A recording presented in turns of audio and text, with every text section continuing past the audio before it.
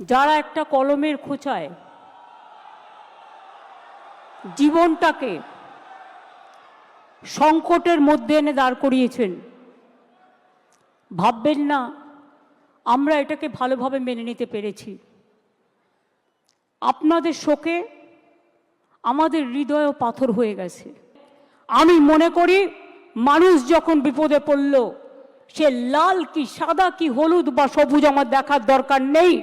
তাদের পাশে দাঁড়িয়ে তাদের অহংকার, তাদের মর্যাদা, তাদের সম্মান, তাদের অস্তিত্ব, তাদের অস্মিতা সব কিছু ফিরিয়ে দেওয়ার দায়িত্ব আমরা কেউ অস্বীকার করতে পারি না। আমি বেঁচে থাকাকালীন যোগ্য প্রার্থীদের কারো চাকরি কেড়ে নিতে দেব না। It is my commitment. যারা যোগ্য তাদের চাকরি নিশ্চিন্ত করার দায়িত্ব সরকারের। পরিষ্কার বলছি, কোনো রাগঢাক নেই। সুপ্রিম কোর্টের আইন অনুযায়ী করব। কোনো রাগঢাক নেই। যারা যোগ্য তাদের চাকরি নিশ্চিত করার দায়িত্ব সরকারের। সুপ্রিম কোর্টের নিয়ম মেনেই সেই দায়িত্ব পালন করবে সরকার। নেতাজি ইন্ডোরের সভা থেকে সাফ বার্তা বাংলার মুখ্যমন্ত্রী মমতা বন্দ্যোপাধ্যায়ের। মমতা জানান, সরকারের plan A ready, B ready, C ready, D ready, E ready. আমরা সিবিআইকে নন কোঅপারেশন করিনি। আমরা বলেছিলাম বাছুন কে যোগ্য আর কে অযোগ্য। যদি কেউ অযোগ্য হয়, তথ্য প্রমাণ দিয়ে প্রমাণিত করতে পারেন, নিশ্চয়ই গভর্নমেন্ট মানে এসএসসি সেটা মেনে নেবে। আমার মানতে কোনো আপত্তি নেই। কেউ যদি কোনো ভুল করে থাকে তার দায়িত্ব আমরা কেন নেব? আমরা চাই কোনো যোগ্য ব্যক্তির যেন চাকরি না যায়, এটা আমরা অলওয়েজ চাই। যখন কেউ পথ দেখায়, পথের মধ্যেই পথ খুঁজে নেয়। আমাদের plan A ready, B ready, C ready, D ready and E ready. সোমবারের সভাতে রাজ্য সরকারের পরিকল্পনার কথা জানান মুখ্যমন্ত্রী মমতা বন্দ্যোপাধ্যায়ের সাফ বক্তব্য, এখনো পর্যন্ত সুপ্রিম কোর্ট কিন্তু বলেনি যে কে যোগ্য কে অযোগ্য। রাজ্য সরকারকেও সেই বাছাবাছির দায়িত্ব দেওয়া হয়নি। সুতরাং সুপ্রিম কোর্টের কাছে ক্ল্যারিফিকেশন তথা ব্যাখ্যা চাওয়ার সুযোগ রয়েছে। মুখ্যমন্ত্রী জানান, সুপ্রিম কোর্টের কাছে সরকার সেই ব্যাখ্যাই চাইবে। যারা যোগ্য, যারা বঞ্চিত হয়েছেন, আসুন আমরা দুটো ভাগে ভাগ করি। এখনো পর্যন্ত সুপ্রিম কোর্ট আমাদের জানাতে পারেনি কারা যোগ্য আর কারা অযোগ্য। সুপ্রিম কোর্ট বলেনি কে যোগ্য আর কে অযোগ্য, তালিকা দেয়নি।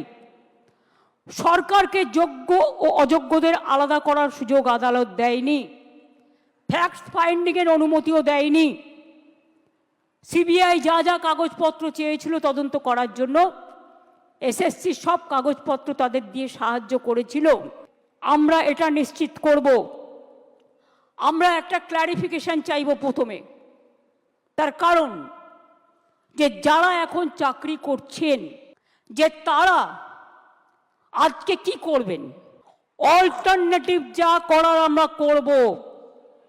এবং সেক্ষেত্রে আপনারা যাতে আবার চাকরি ফিরে পান তার ব্যবস্থা প্রসেসের মধ্যে দিয়েই 2 মাসের মধ্যেই কমপ্লিট হবে এবং আপনাদের চাকরি ব্রেক হবে না।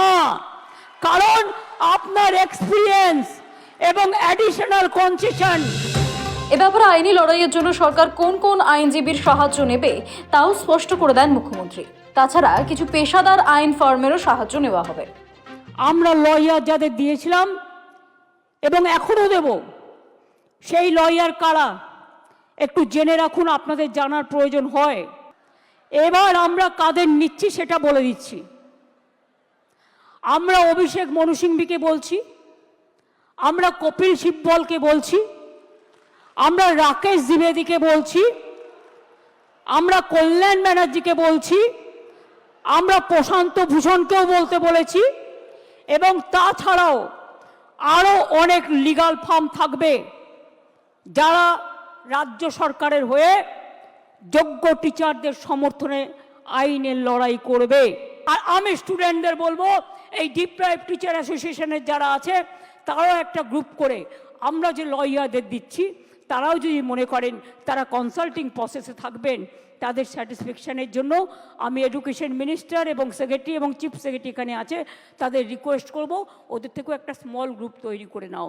আর এদের আপনারা ডিপেন্ড করুন যাতে টাইম টু টাইম সঠিক মেসেজ আপনারা করতে পারেন।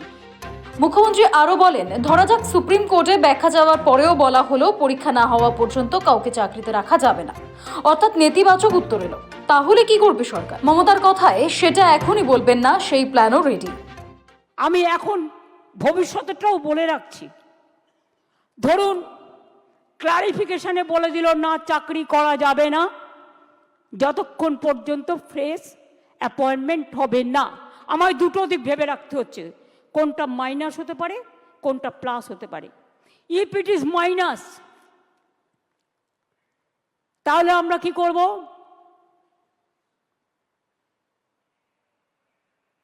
মাইনাসেরটা আমার না বলাই ভালো, আমার মাথায় কিছু আছে। আমি ধরে নিচ্ছি এটা প্লাস হবে। বাই চান্স যদি না দেয় তাহলেও মনে রাখবেন যারা যোগ্য তাদের চাকরি নিশ্চিন্ত করার দায়িত্ব সরকারের। মুখ্যমন্ত্রী ঘোষণা করলেন 2 মাসের মধ্যে যোগ্যদের চাকরি নিশ্চিত করবে সরকার। সার্ভিস ব্রেক হবে না, চাকরির দায়িত্ব রাজ্য সরকারের। যদি বলে তোমাকে 2 মাসে প্রসেস করতে হবে, আপনাদের তো কেউ চাকরি টার্মিনেট করেনি এখনো পর্যন্ত, করেছে কি? কোনো নোটিশ পেয়েছেন? আপনার বিরুদ্ধে দুর্নীতি না যদি প্রমাণ করতে পারে তো কি আপনাকে কেউ যেতে বারণ করেছে? যান না, আপনি আপনার কাজ করুন না। আপনার কাজ কে বারণ করেছে? ভলেন্টারিলি সার্ভিস কিন্তু সবাই দিতে পারে, সেখানে কিন্তু আটকাবার কোনো জায়গা নেই কারো। অল্টারনেটিভ যা করার আমরা করব, এবং সেক্ষেত্রে আপনারা যাতে আবার চাকরি ফিরে পান তার ব্যবস্থা প্রসেসের মধ্যে দিয়েই 2 মাসের মধ্যেই কমপ্লিট হবে, এবং আপনাদের চাকরি ব্রেক হবে না। কারণ আপনার এক্সপিরিয়েন্স এবং অ্যাডিশনাল কনসেশন আপনারা পাবেন। তিনি জানান, যোগ্যদের সমাধানের পর অযোগ্যদের ওএমআর সহ যাবতীয় নথি খতিয়ে দেখবেন তিনি। যদি গলদ ধরা পড়ে সেক্ষেত্রে কিছু করতে পারবেন না বলে সাফ জানান মুখ্যমন্ত্রী। তবে যদি অন্যায়ভাবে কাউকে অযোগ্য বলে দাবি করা হয় তাহলে পাশে থাকার আশ্বাস দেন তিনি। 2022 থেকে খেলা শুরু করেছিল, একটা নোংরা খেলা। চাকরি দেওয়ার ক্ষমতা নেই, চাকরির কারার যাদের ক্ষমতা আছে তাদের আমি ধিক্কার জানাই। আপনাদের একটা জিনিস বুঝতে হবে, কোনটা মুখ আর কোনটা মুখোশ। রাজ্য সরকার সর্বতোভাবে প্রচেষ্টা নিয়েছিল। ভরসা রাখুন, আগে আমাকে যোগ্যদেরটা ঠিক করতে দিন, তারপরে আমি অন্য কথা বলবো। শিক্ষা ব্যবস্থাকে ভেঙে দেওয়ার অধিকার তো কারো নেই। 2-3টে এক্সাম্পল দিচ্ছি। মধ্যপ্রদেশের ভেপম কেলেঙ্কারি, বিজেপির রাজ্যে কতজন মানুষকে খুন করা হয়েছিল? 89 জন, আজ পর্যন্ত বিচার পায়নি। নিট নিয়ে অনেক অভিযোগ উঠেছিল। রাতারাতি চাকরি হারিয়েছেন তারা। দিশা বলতে এখন একটাই, প্রায় 26,000 চাকরিহারা শিক্ষক তাকিয়েছিলেন রাজ্য সরকারের পরবর্তী পদক্ষেপের দিকে। বিশেষত সোমবার নেতাজি ইন্ডোর স্টেডিয়ামে কর্মহীন শিক্ষকদের সমাবেশে মুখ্যমন্ত্রী মমতা বন্দ্যোপাধ্যায়ের বার্তা শুনতে অধীর আগ্রহী ছিলেন যোগ্য শিক্ষকেরা, আর সেখানে তারা আশ্বাসই পেলেন। সৌভিক সান্যালের রিপোর্ট, সময়, কলকাতা।